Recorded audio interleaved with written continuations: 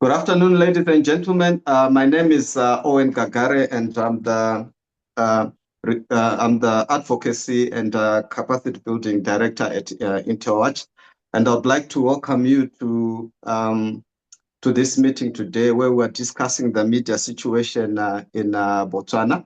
And this follows a research which was done by Mmapula and a colleague whom we can't mention. And the report is aptly named "A Democracy at the Crossroads, Mapping the Threats to the Media in Botswana."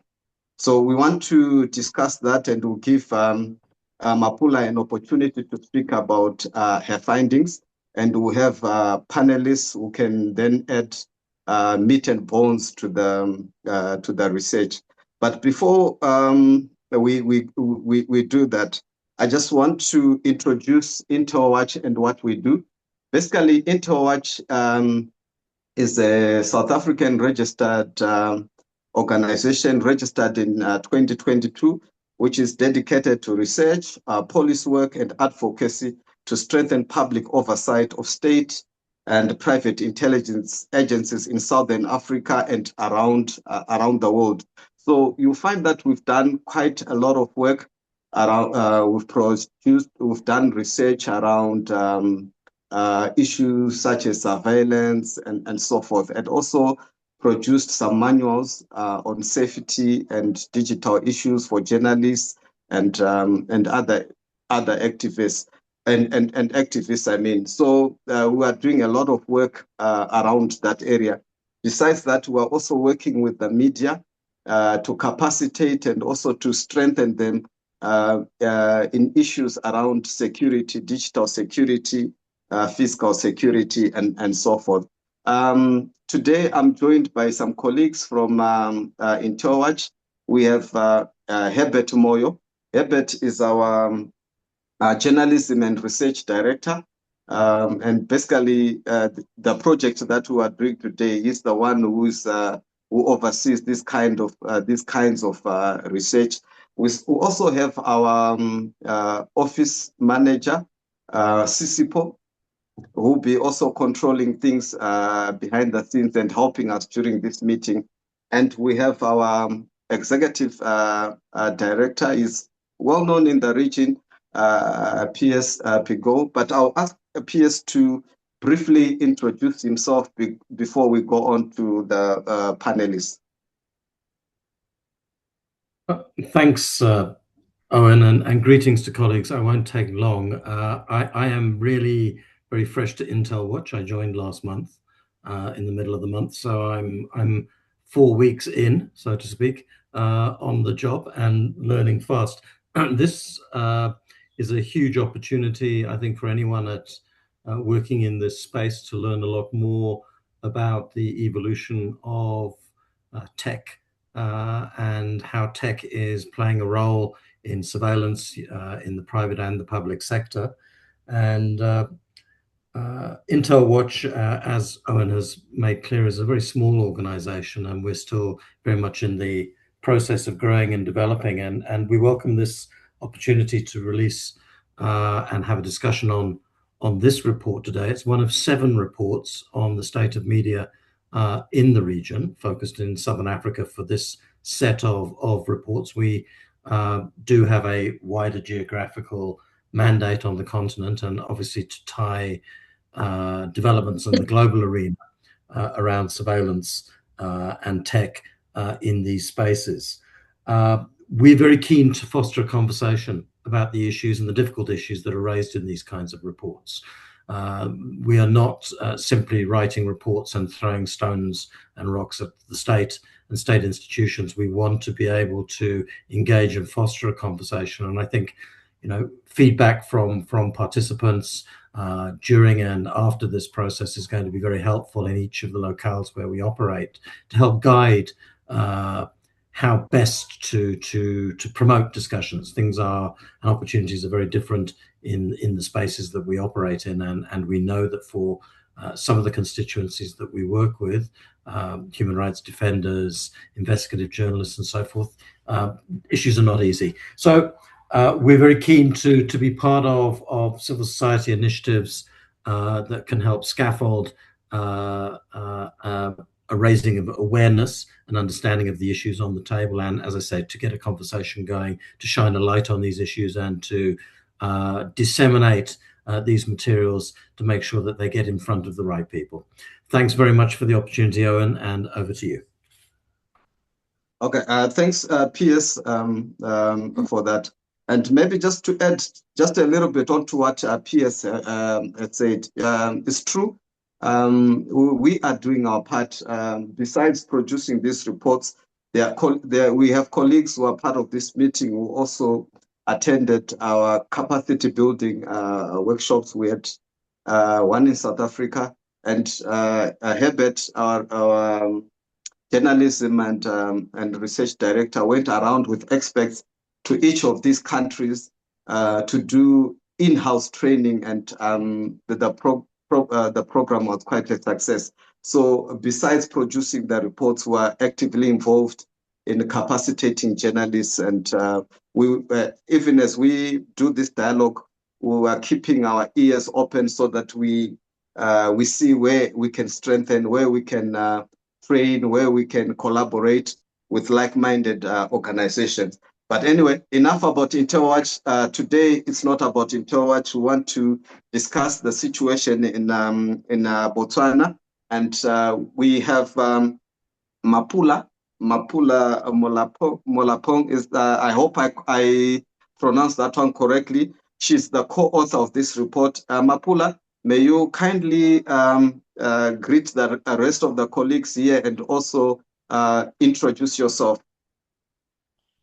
Good afternoon, everybody. My name is Mmapula Molapong. I am a freelance journalist, and I have now also added researcher to my CV. Yes, thanks to Interwatch. Yes, and today I'll be presenting key findings from a report that I co-authored on mapping threats, media threats in Botswana. I had a PowerPoint presentation. I don't know if Cisco is around to assist me. It's okay, Mmapula. While you are sorting the PowerPoint, let me ask the rest of the panelists to introduce themselves. We have Prof. Tachilisa Balule is with the University of Botswana. Prof, can you pass your greetings and also say a little bit more about yourself? Thank you, and good afternoon. As introduced by the director of these proceedings, I'm Tachilisa Balule. I am an associate professor of law at the University of Botswana.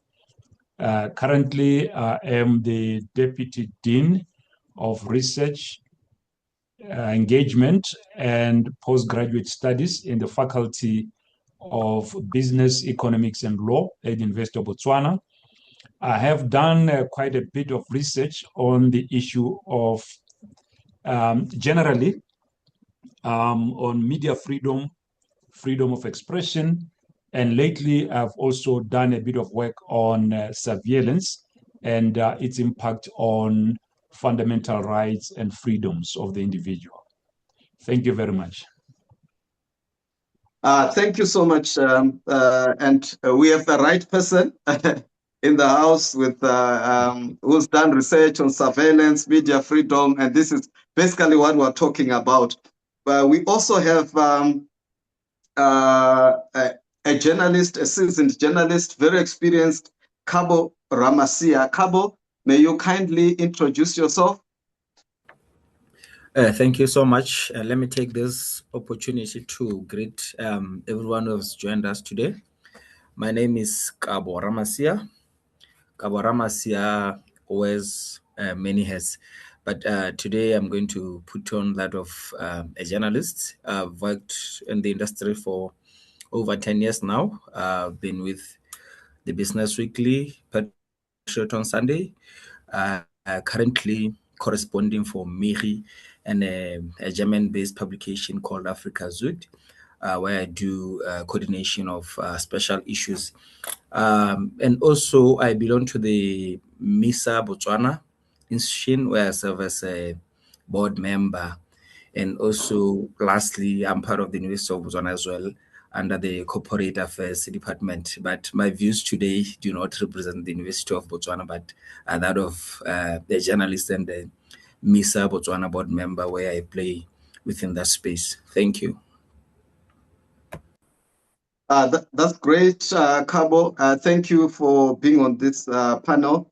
We also have a big lady in the house, Jean. Jean, she's the chair of the Botswana Editors Forum. These are the people that make the decisions on what goes on the front page and what makes news and so forth. So we are very glad to have you, Madam. May you kindly introduce yourself?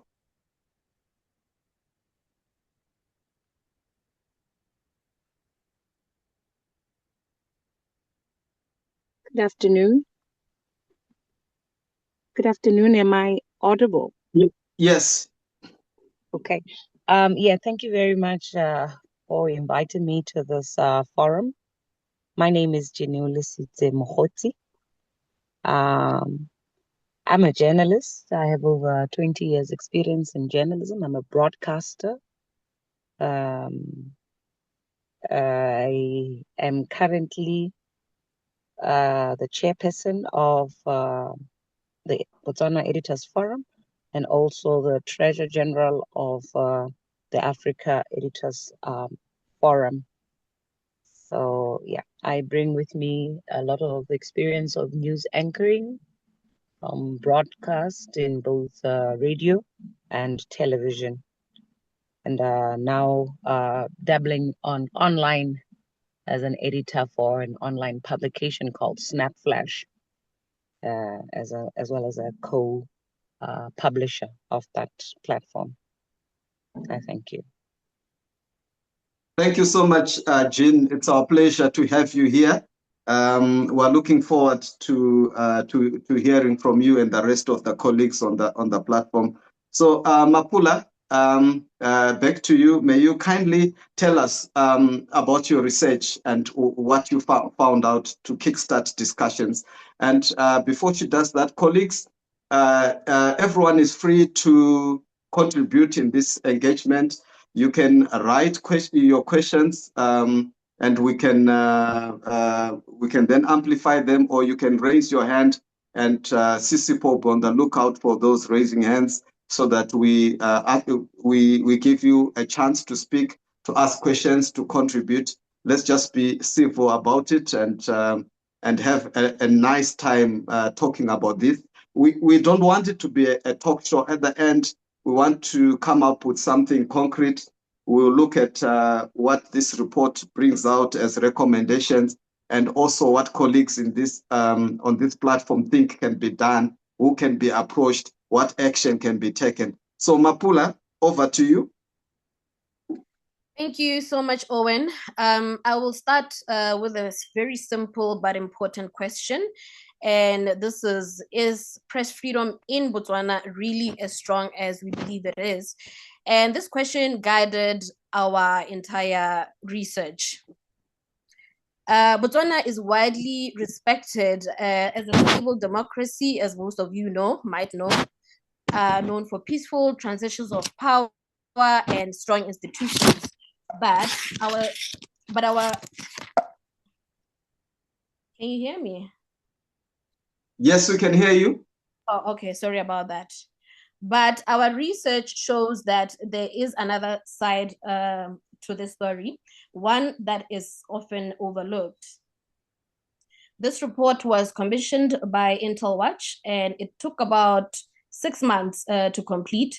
And we combined desktop research with interviews to ensure that our findings are grounded in evidence and not just opinion. We reviewed a wide range of sources, and we did this from academic research to legal documents, as well as media reports. And most importantly, we spoke directly to people working in this field, and that is journalists, lawyers, editors, as well as civil society actors. And one of the clearest indicators of concern is Botswana's decline in global press rankings. In just 10 years, the country has dropped nearly 40 places. So naturally, we asked ourselves, what is driving this decline? Because Reporters Without Borders, in 2015, they ranked us number 42 out of 180 countries in the world. And in 2025, this number has dropped significantly to number 81. And our main finding is that Botswana is not the worst performing country in Africa, or not even in the SADC region, but it is gradually moving in the wrong direction. And that the trend is, and that is the trend that we need to pay very close attention to. And to better understand the situation, we grouped our findings into 5 major threats. We grouped our findings into 5 major threat categories affecting journalists and the media. And number 1, we look at the legal threats. Journalists in Botswana still operate under outdated laws, including sedition laws that are vague and open to abuse. And even when cases are dropped, the process itself creates a fear, leading to many journalists to self-censor. And a very popular case of sedition is that of editor of the Sunday Standard newspaper, Mr. Utsa Mokone. Another one is political pressure. We found increasing political pressure on the media. This includes public attacks on journalists' credibility and the use of state power in ways that create a hostile environment. And if you do look at the report, we do clearly state that one of those political threats is when President Dumaboko was saying 90% of what the media reports is fake news, and that was very, very problematic. Another one is economic pressure. In Botswana, the government is the largest advertiser, and when advertising is withdrawn from critical outlets, it creates financial pressure that can threaten their survival. Another one is digital and surveillance threats, and this one is the most concerning one. And we found evidence suggesting that the use of surveillance technologies like Cellbrite can be used to access private communications, and without proper oversight, this really puts journalists and their sources at a serious risk. Another threat is gender-based. Women journalists face additional risks, including online harassment and targeted abuse. In some areas, or in some cases, this has put women out of the profession entirely. Recently, Geb's FM morning host, Kgaone Kumomatlare, also received some aggressive and sexist comments via social media and her private messages. And this is what she, when I was doing this report, I interviewed her, and this is some of the things that she divulged. She also noted that sometimes these threats were directed at her family. So you can just imagine, and this is after she had a radio debate, or they were having a debate with the minister of local government. So this is some scary stuff. So another thing is that that I want to point out that I think is very important is that we as the media also have to really check ourselves. It's important to acknowledge that the media itself has challenges, including ethical lapses and limited training.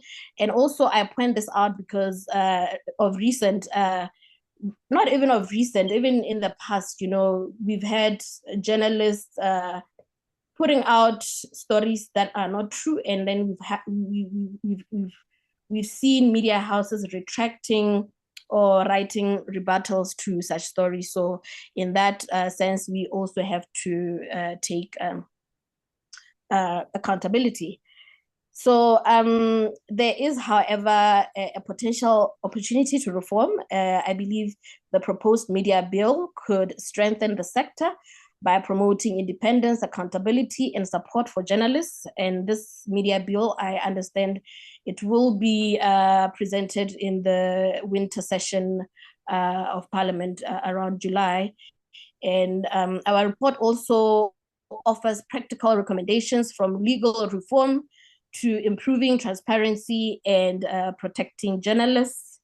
So I guess we will also go into detail on these recommendations as the conversation goes. But in conclusion, I just want to say Botswana is not an authoritarian state, but it is critical. It is at a critical point where the direction it takes now will shape the future of press freedom. And I think I'll just want to leave you for now. I'll want to leave you with this question. What kind of media environment do we want in Botswana?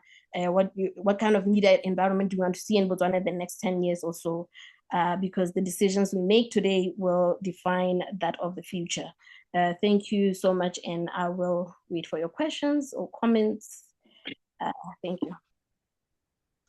Well, thank you so much, Mmapula, for the presentation. I think you adequately captured what is in your report. And for someone who's not in Botswana, it's worrying as a journalist when you see a country sliding on the global media freedom rankings from 42 to 81 within just a space of 10 or so years, because it points to something that is systematic, that is happening gradually. And we're hoping that through this discussion, we'll be able then to map out what can be done to stop this tide, and discuss other issues that you raise in the important report. Maybe let me start with the Prof. She spoke about legal issues, and you are also a prof of law. You've done also work on surveillance and so forth. What are your thoughts about what is happening in the media space in Botswana? And also, when I read her report, she mentioned it mentions that traditionally there've always been issues around laws, that colonial laws were inherited by the new government after independence in 1966, and they continue to be in use today. The sedition laws, which the journalists are complaining about today, were there during the colonial period. So, Prof, can you kindly share your thoughts and also try to explain to us the slide over the last 10 years? What is happening?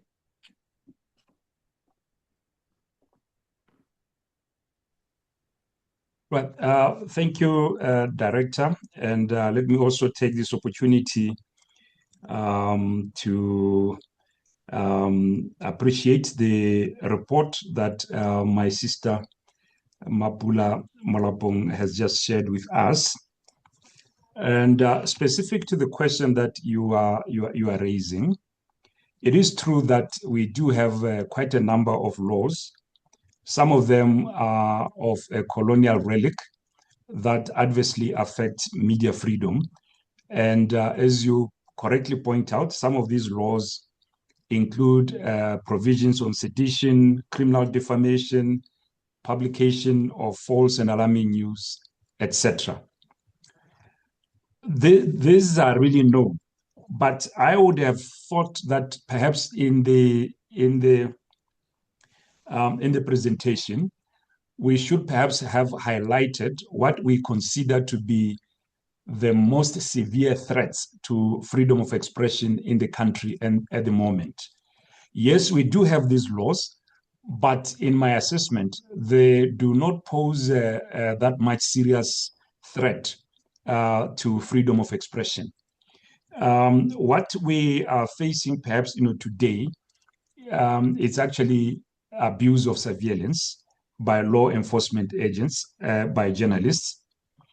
There is also the issue of media sustainability. The way that I would have, present, or rather, is actually to then have an understanding of what obligations does the state of Botswana owe as a result of the protection of media freedom under our constitution.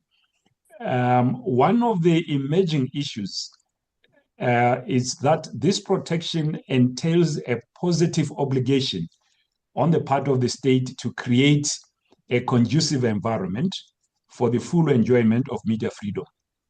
The economic challenges that the media is facing in the country are also as a result of perhaps the state's failure to put in place a conducive economic environment that would ensure media sustainability.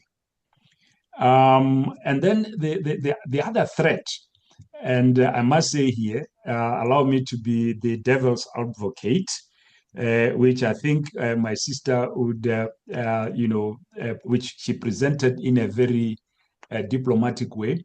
We cannot shy away from the fact that the media itself has also been its own enemy. The media, not only in Botswana, but across the globe, we see issues of credibility. They are facing credibility crisis.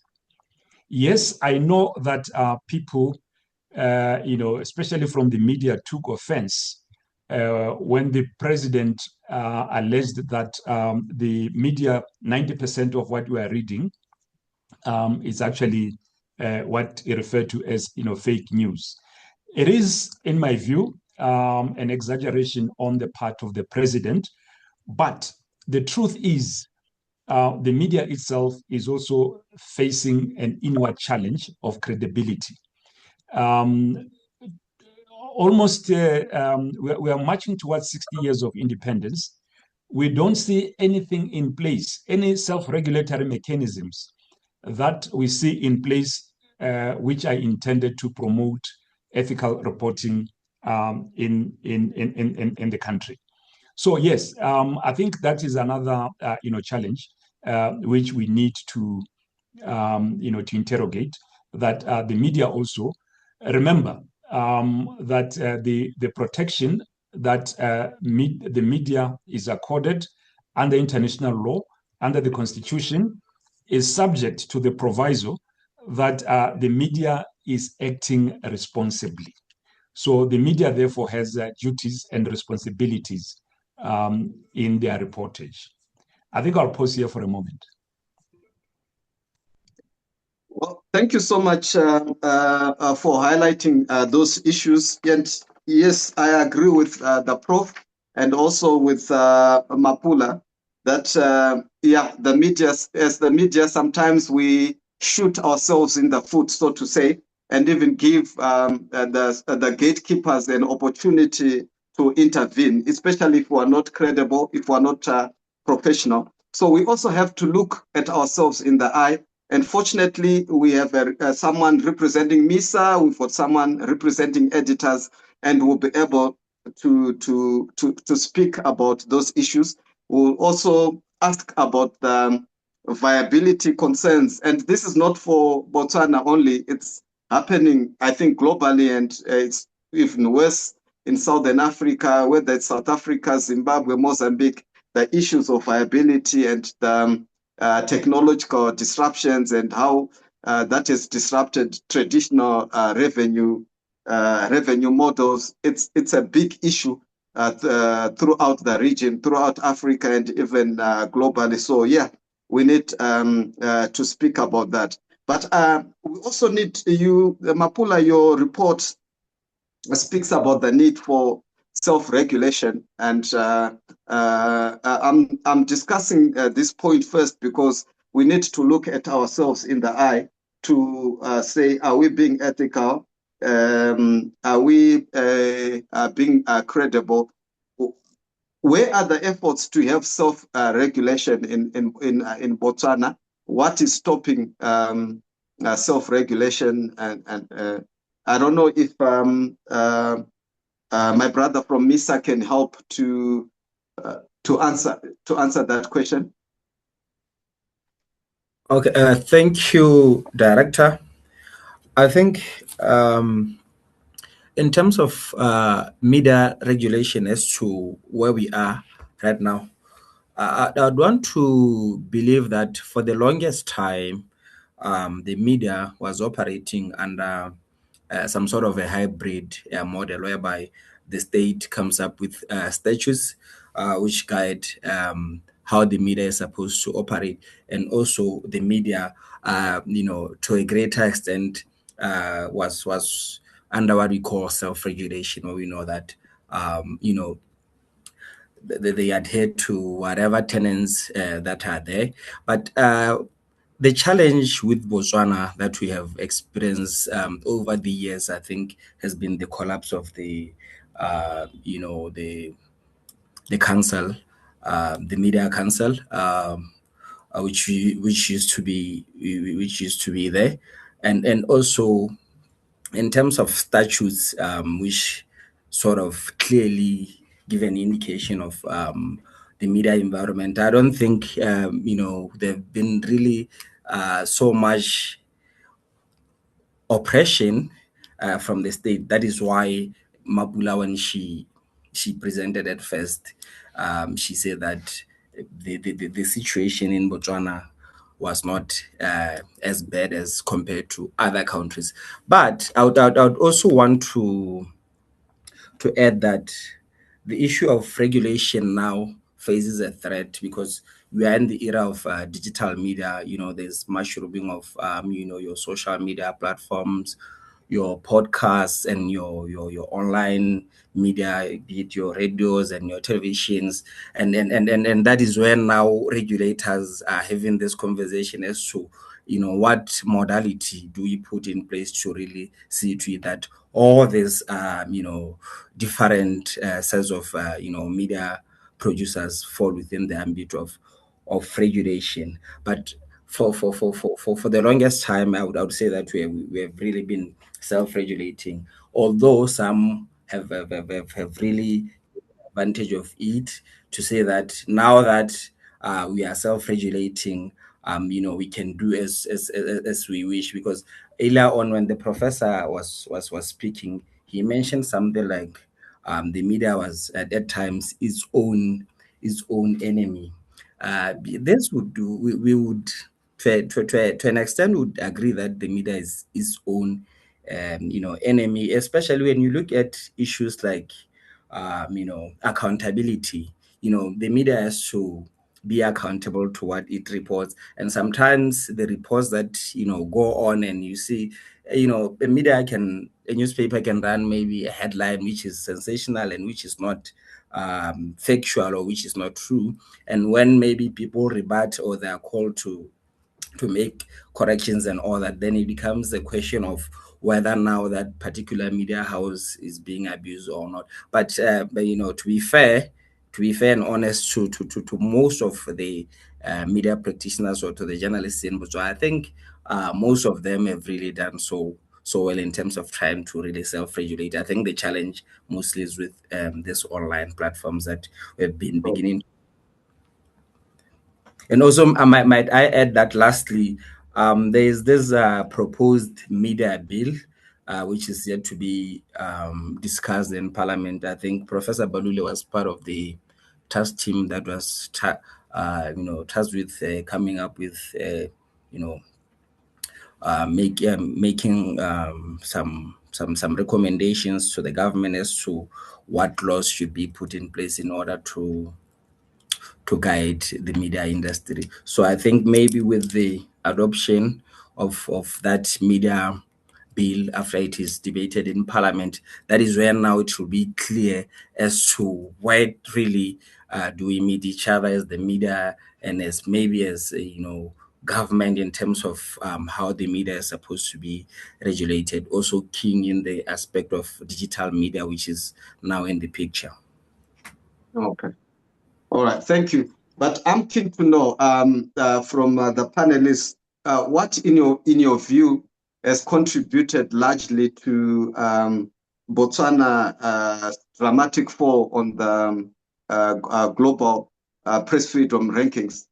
Because it's quite dramatic, really, from 41 to around 82 thereabout. What's happening? What are the key issues? Is it the digital threats? Because or something else? We want to then discuss that issue. What is the major cause? I don't know who can answer that one.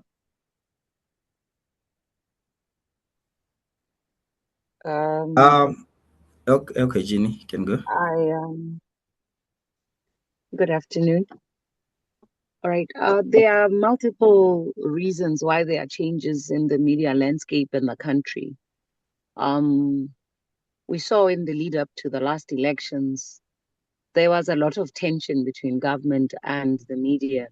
We saw there was arbitrary arrests of, like the case of the Miri, where one of the senior journalists was arrested. Two actually were arrested, with no warning. And then after that, they were released after a whole lot of noise or pushback from the media fraternity.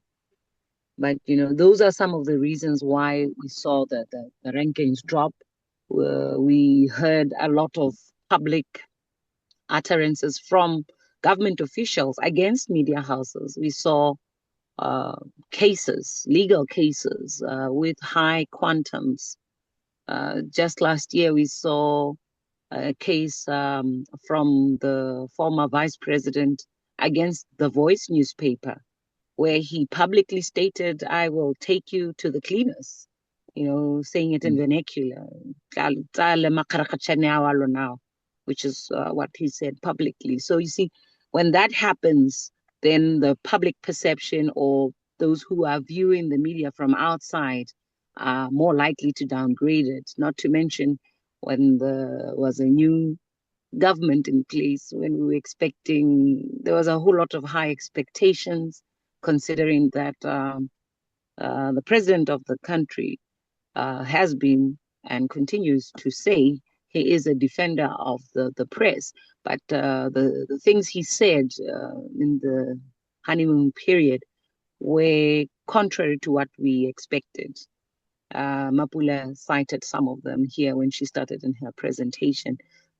Apart from that, we have seen an economic decline in the country from 2019, the advent of COVID-19. A lot of media houses took a beating. We know for a fact that the Botswana Gazette, for instance, literally had to go online. They had to change models just to survive. Some shut down. So a lot of people were laid off. So naturally, this had an impact on the quality of journalism, the output that you would see, and of course, the public perception. Because if we're having younger and younger journalists coming in, because the older journalists who are more expensive to keep have been laid off, or some migrating because they're afraid to be laid off, going into the corporate sector, doing PR. So there's that harrowing of the field of journalism that we have been observing since that time. And it has been gradual, until now, when there's a liquidity crunch in the country, where corporates have belts tightened. And naturally, if you're using the old traditional models of advertising, if ad spend is reduced across the corporate sector because of liquidity issues, then you would see this translate to, the media, which then has to survive off whatever crumbs is left from the economy. So this is one of the reasons I believe has been happening. The proliferation of then the online, the social media, because a whole lot of journalists who have been laid off have then gone on to become podcasters and content creators. This also has contributed to the perception that things are not going well, because a lot of them are not regulated and some of them are not even journalists to speak of. And there's a lot of flouting of those journalistic ethics that we adhere to. So on a whole, the contribution to, the degradation or the perception of journalism going down comes from that. So I think it's multiple issues, if you ask. Okay. No, thank you so much, Jean, for highlighting those issues. Just to say, it's not happening in Botswana only. Throughout the countries that this kind of research was done, the same issues keep coming up. But we just wanted to find out, is there hope for a change, especially on the political front? We realize, because we are also monitoring, seeing what's happening in the region. We saw that a month or so after this report was published, a meeting was called. The president called for a meeting with editors to discuss the media situation in the country and so forth. We know these kind of meetings happen all the time, but it's encouraging if there is dialogue. Is there dialogue where editors able then to present the sore points, areas they want to see improved and so forth? And we are also keen just to find out what the president thinks, the direction, the interaction, and also do they understand that the media has to play its role, the watchdog role, to inform the citizens and contribute to democracy and so forth? Absolutely. The president was very contrite, if you like. He came openly to the editors, and a lot of them were very angry and said to him, look, we have the responsibility to be watchdogs, and some of the utterings that you put out there have an implication on how we then practice, you see. So he was apologetic and said, I've heard you. Going forward, we'll see how we can best work. And he did say he shared his frustrations. Perhaps part of the reasons why he says some of the things he says is because he expects a lot more. So it was more paternalistic than, a president trying to beat down the press, so to speak, because in some countries we know this to be a fact, where the press is literally being, under the thumb of government. So he tried to explain that, no, this is not what he was going for. Instead, he was trying to encourage us to do better. No, that's interesting. At least there's dialogue between the editors or between the media and the president. But it seems even from the editors forum, there's concern around issues around ethics, credibility, and the state of the media. What is being done to address that shortcoming? We know there's a proliferation of podcasters and the socialites, some of them acting like journalists. We know that everyone thinks journalism is easy. Anyone who can write a composition thinks they can be a journalist. And in this media, in this era of social media and technology, anyone can share things online, and some of what is happening is being attributed to journalists, and yet it's not journalists. So I'm keen to know what the Botswana Editors Forum is doing around that, or what MISA is doing around that, so that you protect the image of journalists and journalism as a whole. Thank you, Director. That is a very good question. But maybe before I go there, I wanted to add on to what Jeannie was saying in terms of what might have contributed to the decline in the rankings. I think in Botswana, there are no laws that really specifically protects the journalism work or the journalism fraternity. You might think of the Section 12 of the Constitution of Botswana, which speaks to freedom of expression, but it is really limited.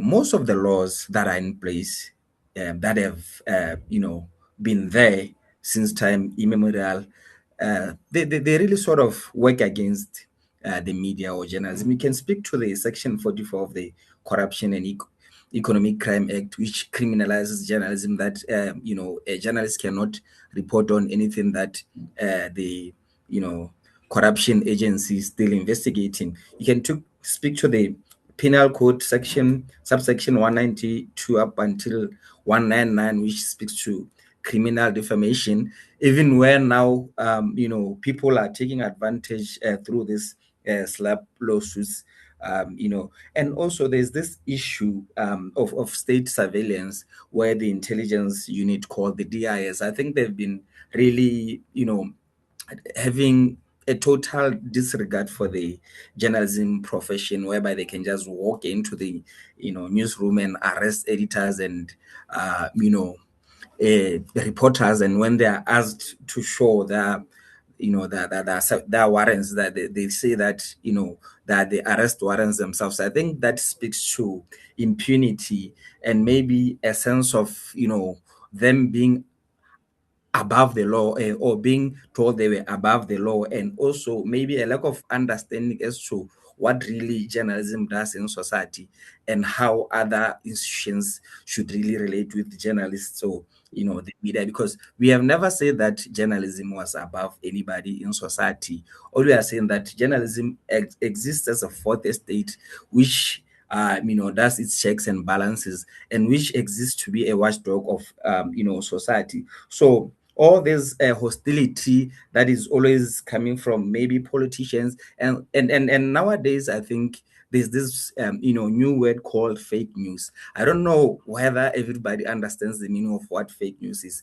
If a media house maybe puts their cover stories on social media, and somebody does not seem to be agreeing with what is written, before somebody can even go to a shop and get a copy of what Mehi or what the Sunday Standard is saying, they can just comment on social media to say that this is fake news, these are all lies, and it really goes back to perception, which when politicians start attacking the media and start saying that 90% of what is written is really fake, it really builds into the psyche of a nation. And now whatever that the media writes, no matter how credible it is, everybody will then sort of dismiss it. But I'd want to move on to the next question, where you were asking what we as MISA, or what we as the media fraternity in Botswana we are doing to really speak to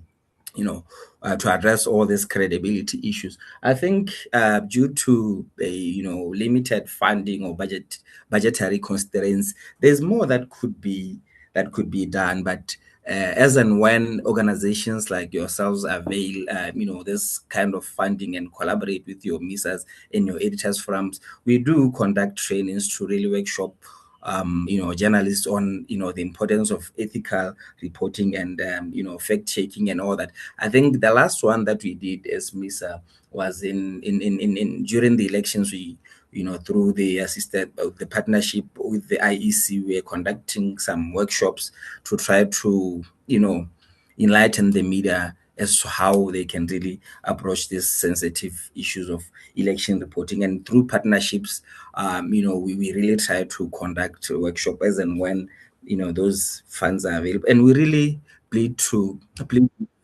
organizations like yourselves, which have the best interests of the media at heart, to always, when we reach out to them, to always, be welcoming, so that we can see what proposals can be made, so that we really address this challenge of credibility, because it is now getting out of hand. I was reading somewhere online where a purportedly online newspaper had written something, but underneath there was the byline and the name of the source. They wrote the byline and the name of the source, and that is not what you learn in journalism school, to say that you don't expose your source. Like, I wrote a story and say that Mmapula, underneath I say Mmapula is the source. If it's something that jeopardizes her, then you have really thrown her under the bus. So those are some of the issues that we really need to be discussing, and also to strike a distinction between journalism and every Jack and Jill on social media purporting to be a journalist, because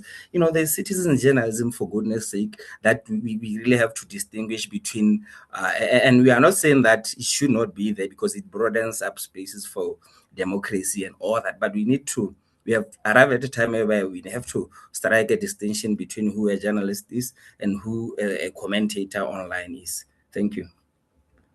Thank you so much for that. And I'm also keen to know, the Prof spoke about surveillance being a major threat. Can we discuss that? What is being done to address that situation with journalists? And are journalists in Botswana adequately prepared to deal with surveillance? We know that technology changes all the time and there are always new threats, but at least the basics, how to secure their information, the phone, their communication, and so forth. In Botswana, do journalists know how to secure their communication and their devices?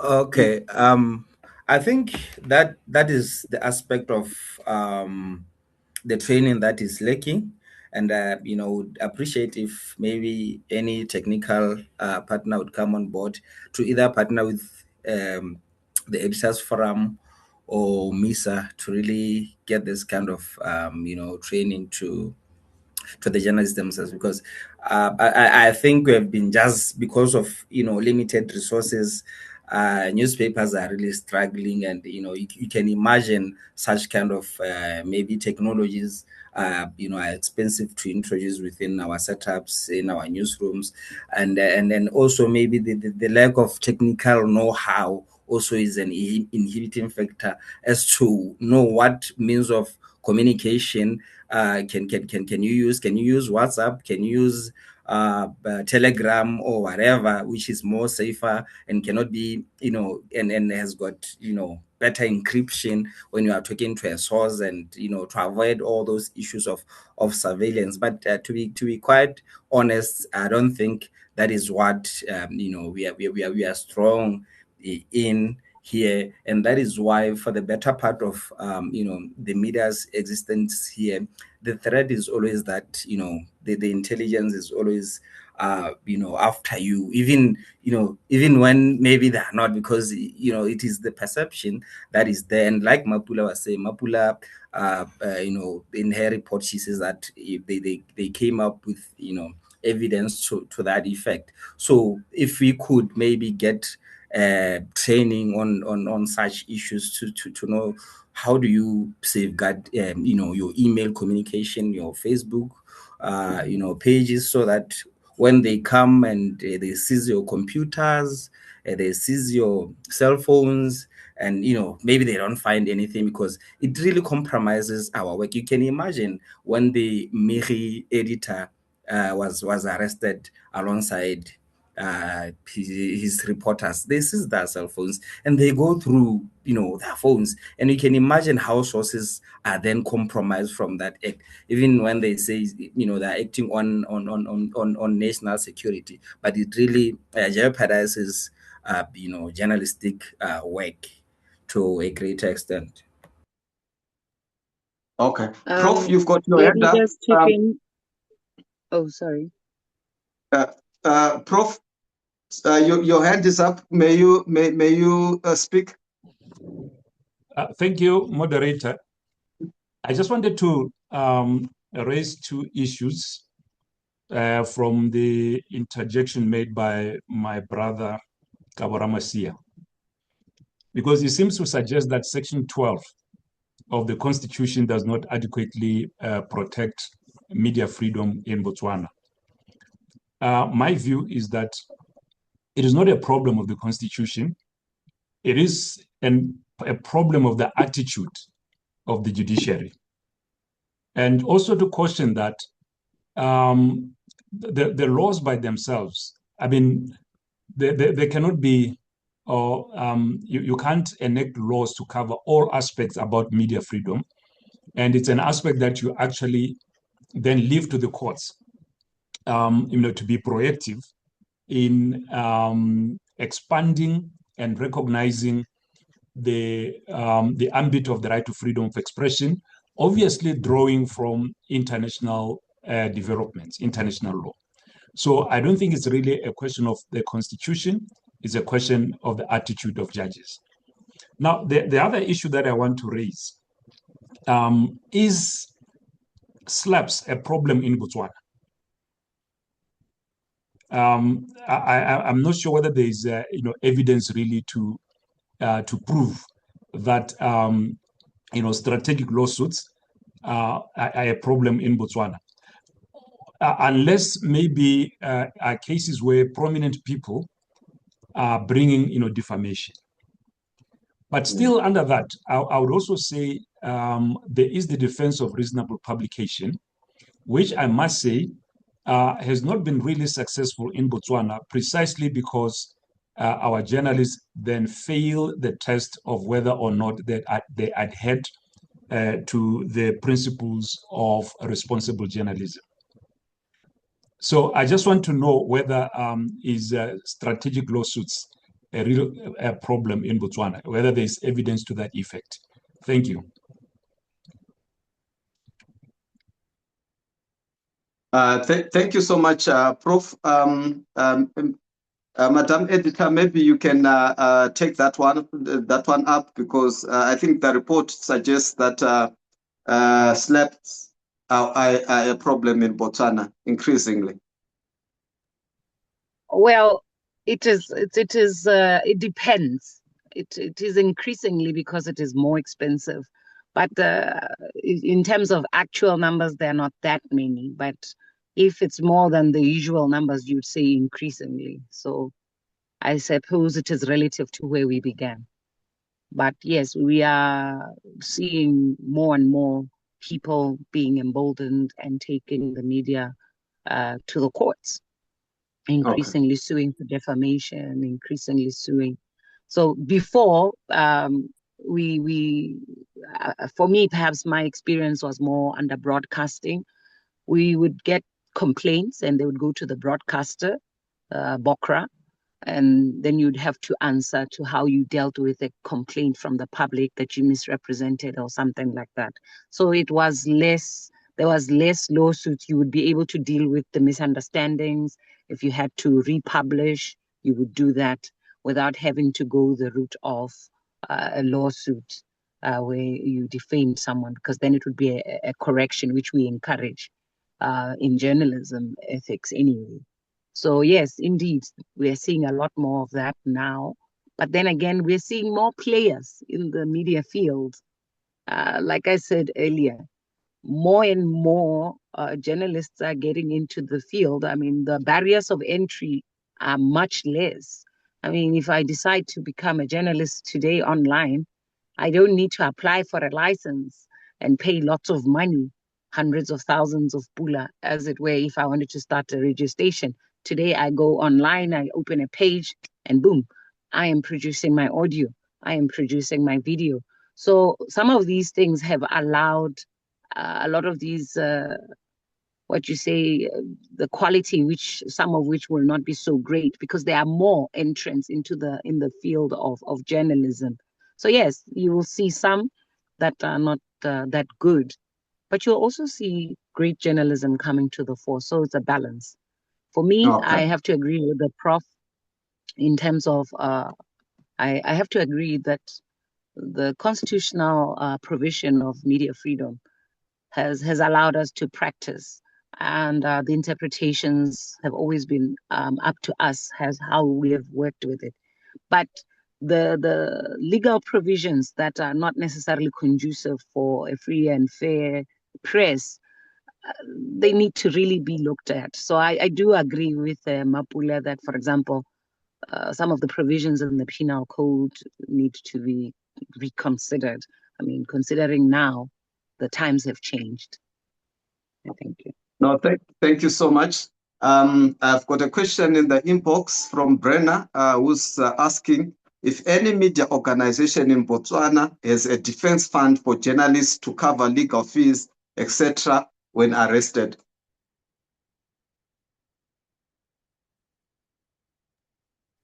No, currently there isn't a revolving fund like that. We have previously depended on our collaborations with media lovers, so to speak, the legal practitioners who were sympathetic to the trade. who have helped us, like the now President Dumaboko, would help us. Dick Bayford, the lawyer who's now in the government as Attorney General. So these were the people who would help us, but we have not had a fund in that sense. Perhaps the new media bill, which is now under discussion, where as the media, as the Editors Forum, we have had some contribution to it. Perhaps it will arrest some of those issues with the fund which they hope to have there to support media practitioners. But for now, it hasn't been like that. In fact, there was a practice where some media owners would eject you as the editor if there was there's a lawsuit, a slap lawsuit, and then it turns out that you didn't do your due diligence. You'd be out in the cold without protection from the media house.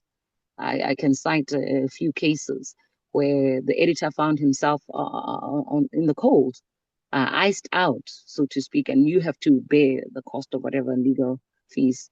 So this has been a challenge, and maybe going forward, some of these issues will resolve. So that would then lead to people or practitioners then self-censoring so that they don't go through that kind of icing out process. So, yeah. Oh, thank you so much for that. So what is the way forward? What does the media in Botswana need to do? What do editors need to do? What does MISA need to do? What do journalists need to do? We need to discuss that. And what is the room for partners like Interwatch?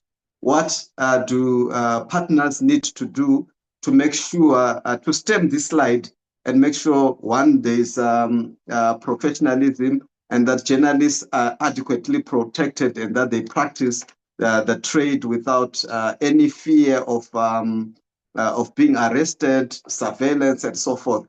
And yeah, the concerns are many. We are happy at Interwatch that at least there's a conversation between journalists, editors, and the president, and it's a step in the right direction. In other countries in the region, you don't have that.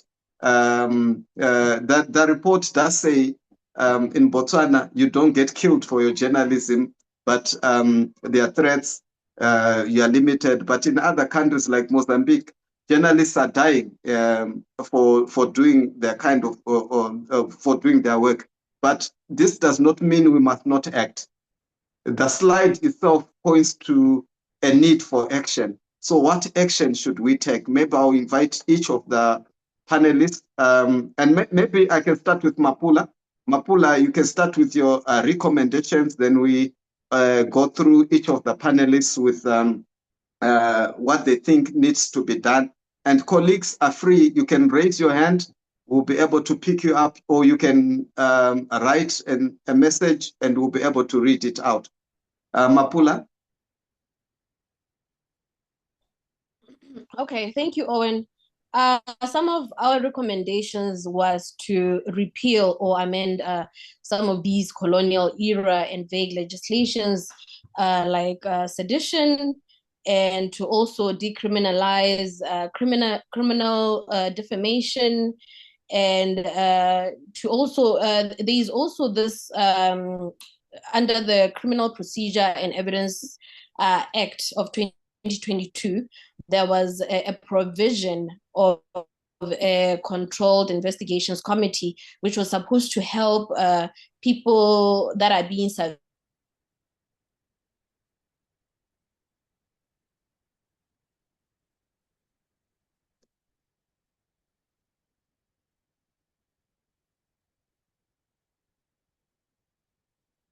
Have we lost Mmapula?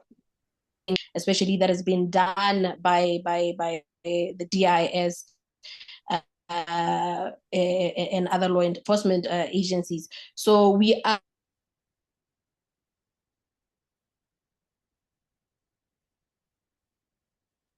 also calling for that committee to be set up, because it should have been or could have been set up.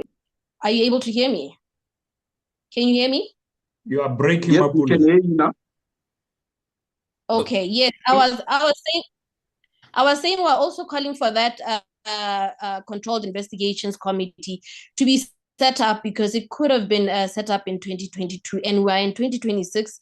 It still hasn't been set up yet. So I think, or I believe that it could help on issues of surveillance, because that is an issue that is very pressing, especially to the media, that we might be under surveillance and we don't know about it. But yeah, that is just one of the recommendations that we have.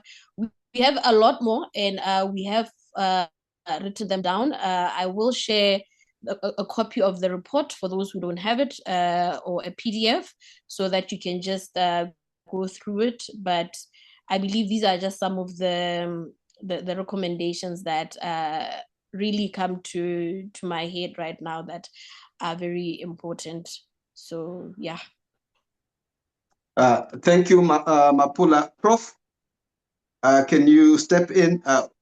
In your view, what needs to be done in Botswana? Right. Thank you very much. Just also to agree with Mmapula that we do have some anachronistic provisions in our statute books. The new government should have already considered repealing those. But for me, the greatest threat at the moment is surveillance. Yeah. The vast powers that the state has to put journalists under surveillance. And I hear my sister is very optimistic that perhaps if this committee that is provided for under the law was to be put in place, it may actually help the situation. Unfortunately, I don't share the same view, because surveillance is something that actually takes place in secrecy. So this committee will only work if you have concrete evidence that you have been subjected to surveillance. So in my view, what we need to do is to have a relook at the Criminal Procedure and Evidence Controlled Investigations Act. And we need to put in place more safeguards to guard against the arbitrary and misuse of surveillance. And in my view, there are two safeguards that we really need to consider. One is a post-surveillance notification, because once you have that in place, then we'll know the extent to which surveillance is being used. And that in itself will also be a deterrent for law enforcement agents not to arbitrarily use surveillance. Secondly, it is also to introduce adversarial hearings when law enforcement agents make applications for surveillance orders. Because at the moment, it is only the law enforcement agents which present their case before the judicial officers. So the other side is not heard. So I believe that if we were to amend the law and provide for adversarial proceedings, then that may also act as a countermeasure against the abuse of surveillance. So I think, in my view, that's what we need to move with speed, to repeal all those anachronistic laws, to put in place adequate measures to guard against the abuse of surveillance. And thirdly, also to interrogate issues of media sustainability. What measures can the government put in place to support the faltering, media, the media economy? And in any case, it is also part of the obligation of the state to ensure media sustainability. So in my view, those are the three critical issues that we need to address. Thank you. Thank you very much, Prof. Madam Editor, what are your recommendations? What do you think needs to be done, and where can an organization like Interwatch come in? All right. What we have been doing as the Botswana Editors Forum is working with like-minded institutions, collaborating to advance the trade. So, for instance, earlier this year, we worked with FNB Botswana to train journalists, to ensure that we keep ensuring the basics are learned repeatedly because of this revolving door. We do annual trainings on business journalism, and we do this for the different sectors. We also did fact checking, we did AI training. So we encourage journalists to sign up, but we are finding it difficult. I'm sure you also found it difficult when you were working with journalists in Botswana, that while they may be interested in collaborating, sometimes they simply don't have the time because the media rooms or the newsrooms are so understaffed that sometimes they'll come for training today and then tomorrow they don't come. So if we do the trainings regularly, hopefully the people who are industry players will find some time to come and update themselves to learn something. So, for instance, if Intel Watch was to collaborate with the Botswana Editors Forum, we'll do something to do with press freedom, educate them on some of the laws, what recourse they could have if they're having challenges, that kind of stuff. We did do a collaboration with CPJ. I think it was last year or the year before, but recently.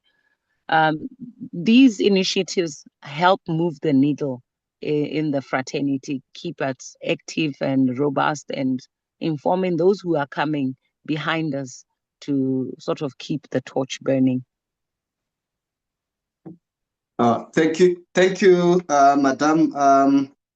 Herbert was in Botswana. I'm sure you can speak about what he saw and how the training went, but we'll also share with you some resources that we have, which you can also maybe share with your network around issues to do with surveillance, how you can protect yourself and so forth, and see if there's room for more trainings. I think we can, or advocacy around issues to do with surveillance.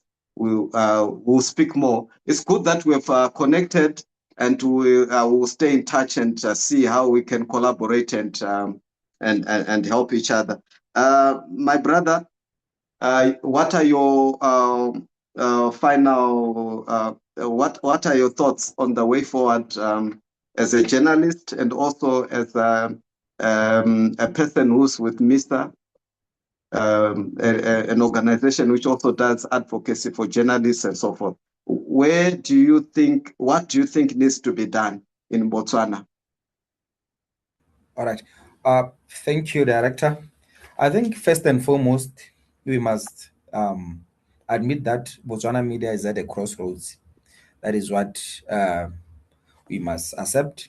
Secondly, the media needs to take responsibility and own up to their work and their mistakes. And where there's room for corrections, they should take those corrections.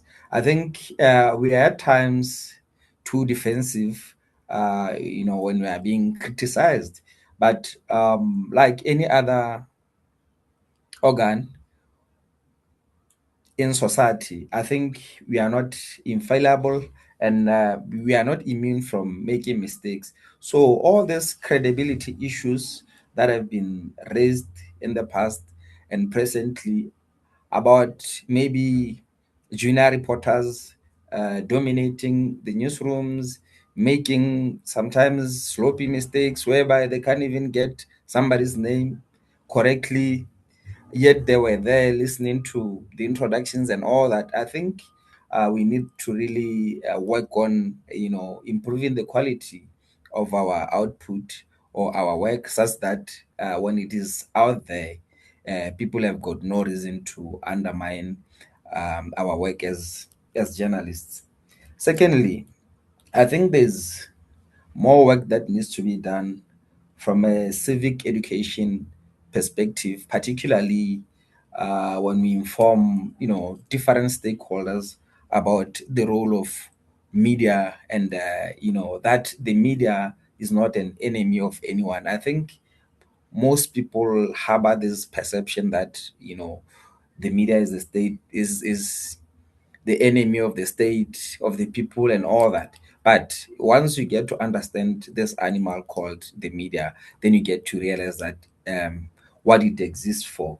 So in order to, you know, maybe reduce this hostility that we have been seeing between journalists and the government, and maybe between you know, online audiences and you know, journalists, I think there's more need for civic education so that we can meet each other halfway as to what our responsibilities are. Then in terms of the role of the government, I think the draft media bill of 2025, I've gone through it.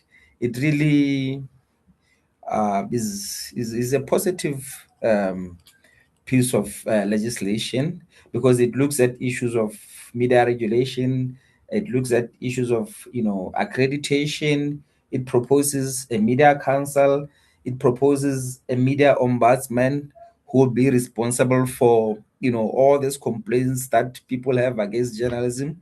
They'll be able to go and report to the media ombudsman. And also it is a piece of legislation which tries to safeguard free speech.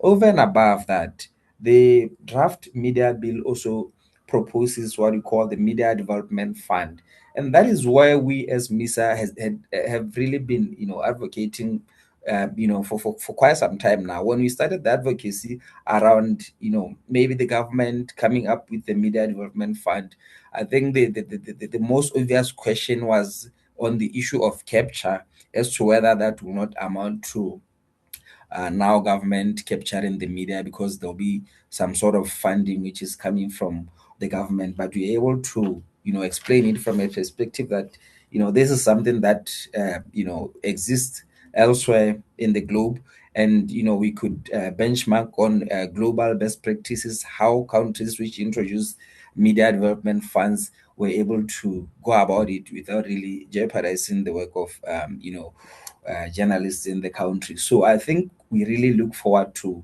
such interventions, because, you know, it is no doubt that the media, where we are at now, the media industry is drowning. Media houses cannot pay good salaries in Botswana. Media houses cannot retain seasoned reporters, journalists, and editors. They are living for greener pastures, for the corporate society. Most of them are in mass exodus to government to get positions as information directors, communications directors. So newsrooms are left in the hands of juniors, and sometimes that is where much of the challenge comes in terms of experience and all that. So I think if we could really work together as all the stakeholders, MISA, your editors forums, the newsrooms, and you know, organizations that have the best interest of the media at heart, we could really try to work towards improving the situation in Botswana. But in conclusion, I must you know, hasten to state that the situation in Botswana is not really as bad as you know, one might want to paint it. The only challenge is that there are some of these, you know, emerging issues that come with, maybe with the advent of your digital media, and maybe the other issues of, you know, a sustainability nature, as Prof has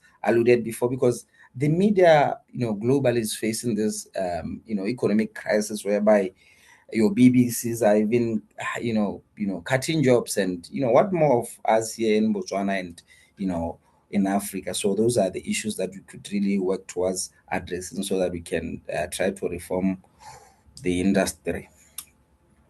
Yeah, thank you so much. And I want to thank everyone for taking this opportunity to join us.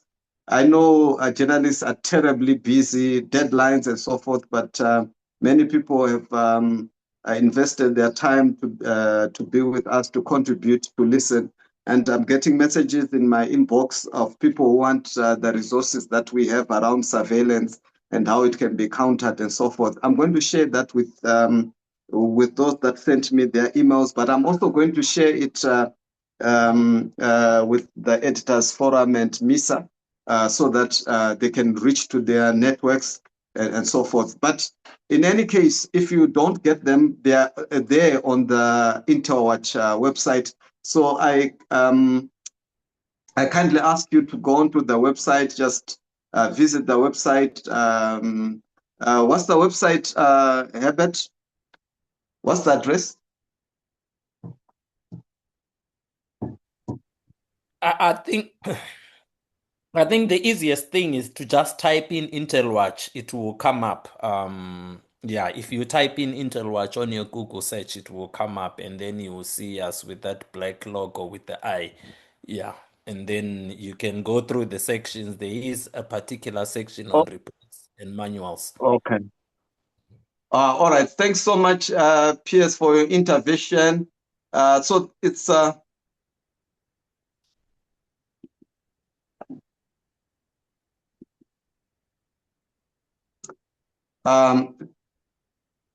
www.interwatch.org.za.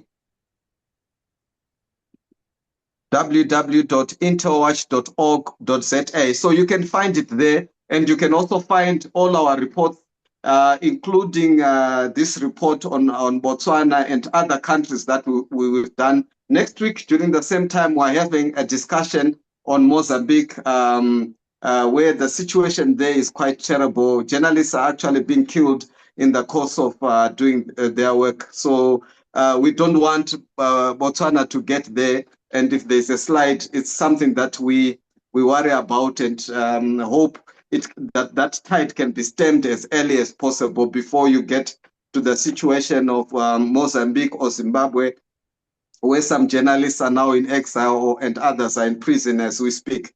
So yeah, Piers, may I kindly ask you to just round up and offer your closing remarks? So Thank you, Owen. sorry, Owen. There's a hand up from Keseko. Oh, okay. Piers. Yeah, sorry, Piers. All right. Before Piers comes in, can you kindly intervene? Okay. Good afternoon, everyone. My name is Keseko Muso.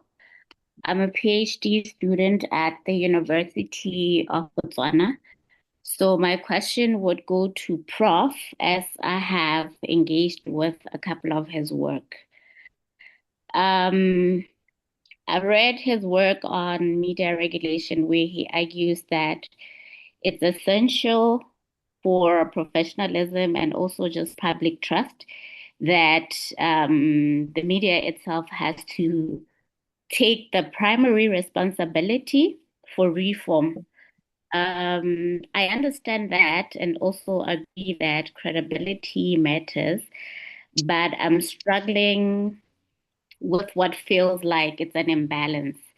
When I also looked at his work of his analysis of Mokoni versus the Attorney General, he acknowledges that the journalists in Botswana, they face harassment and intimidation, including the use of sedition laws.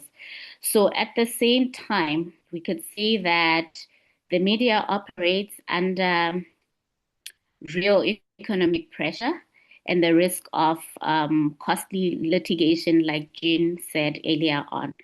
So my question to him now is, how do we fairly expect strong self-regulation and professionalism from the media in the context where it remains structurally vulnerable, while those in position of power can publicly discredit the media without consequence? Like earlier on, it was mentioned that the president had said 90% of what's reported is fake news. So how do we balance accountability for the media and also with accountability for the state, so that one does not end up overshadowing the other? Thank you.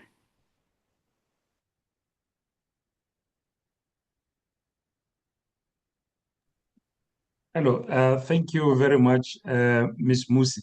I don't know whether I really got your question right, because you seem to be suggesting that because of the challenges that the media is facing, it is therefore justified in lowering the standards in the dissemination of information.